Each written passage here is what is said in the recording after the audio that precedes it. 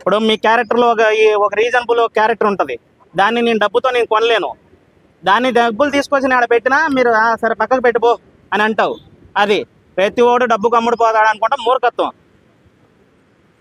ఎందుకంటే ఒక నాయకుడిని బ్యాడ్ చేయకూడదు అని చెప్పి నేను మాట్లాడకుండా గమనున్నాను, కానీ నేను మాట్లాడితే తర్వాత వాళ్ళు బ్యాడ్ అయిపోతారు. వాళ్ళ నిజంగా అభిమానులైతే, వాళ్ళు నిజంగా ఒకవేళ అభిమానులుగా ఉండాలనిపిస్తే ఇలాంటి క్వశ్చన్లు వేయకూడదు. రేపు వాళ్ళే ఒక 2000 3000 ఇస్తారండి. జగన్ గారు అవసరంలో ఉంటారు, పేదవాళ్ళ ఇది సభ్యత్వం కార్డ్స్ అని పెట్టారనుకోండి, వెళ్ళి జాయిన్ అయ్యి వాళ్ళు ఇస్తారు. ఆ టైంలో జనసేన వాళ్ళు మీరు ఎందుకు ఇస్తున్నారని అడిగారు అనుకోండి, ఏమంటారు వాళ్ళు, మా నాయకుడికి మా ఇష్టము, మేము అడిగితే 2000 ఏంటి 2 లక్షలైనా ఇస్తామంటారు జగన్ గారి అబ్బాయిలు. మేము వాళ్ళ గురించి ఏమైనా బ్యాడ్గా తిట్టామా వాళ్ళని? లేదు కదా, తప్పది.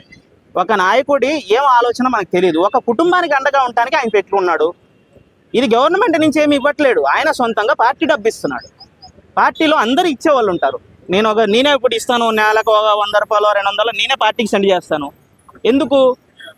ఆయన ఎవరినైనా అడుగుతున్నాడా నాకు ఇవ్వండి, మీరు పర్టికులర్గా ఇవ్వండి అని చెప్పేసి? తప్పది. మీరు ఆ నింద వేయటం కరెక్ట్ కాదు.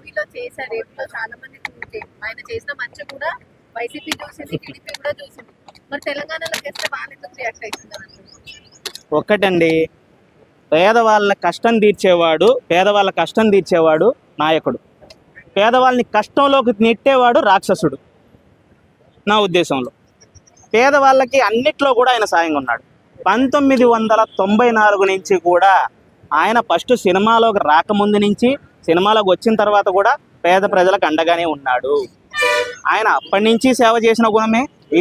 అప్పటి నుంచి ఉన్న అభిమానిని అడిగినా ఇప్పటిదాకా ఉన్న అభిమాని అయినా ఒకటే చెప్తాడు, పొలిటీషియన్ వేరు, సినిమాలు వేరు. సినిమాల్లో ఉన్నప్పుడు ఆయన సాయమే చేశాడు, ఇప్పుడు పాలిటీషియన్లో ఉన్నప్పుడు సాయమే చేస్తున్నాడు. పొలిటీషియన్గా ఉన్నా కూడా సినిమాలు చేస్తూనే ఆ డబ్బులు కూడా పేదవాళ్ళకే పంచుతున్నాడు. దానికి కూడా మాకు సంతోషమే. మరి సినిమాలకు తీసుకున్న డబ్బులు నువ్వు ఎందుకు ఇస్తున్నావు అని చెప్పేసి ఎందుకు అడగట్లేరు?